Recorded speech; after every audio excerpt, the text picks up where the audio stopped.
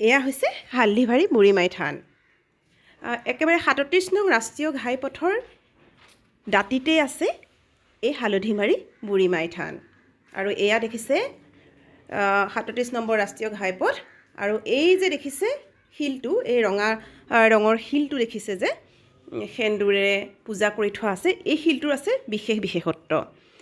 ইয়াতেই দেৱী মাই বিশ্ৰাম কৰে বুলি সকলোৰে জনবিশ্বাস। আৰু এই ৰাস্তাইদি অহা যোৱা কৰা প্ৰতিজন আৰোহীয়ে, প্ৰতিখন গাড়ীয়ে এবাৰ হৰণ মাৰিহে ইয়াৰ পৰা পাৰ হৈ যায় বা কিছু সময় ৰৈ দেৱী মাৰ চৰণত সেৱা লৈহে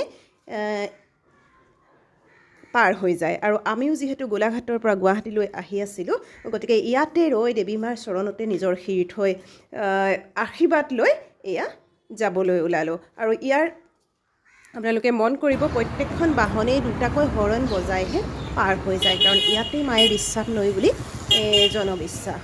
আৰু উজনিৰ পৰা নামনিলৈ যিসকল ব্যক্তিয়ে যায় বা নামনিৰ পৰা উজনিলৈ যিসকল ব্যক্তিয়ে আহে, কাজিৰঙা অভয়াৰণ্যৰ কাষৰ বুঢ়া পাহাৰৰ কাষতেই আছে, ৰাষ্ট্ৰীয় ঘাইপথৰ কাষতেই আছে এই হালধিবাৰী বুঢ়ীমাই থান। আৰু 1962 চনতেই এই স্থানখনৰ স্থাপন কৰা হৈছিল।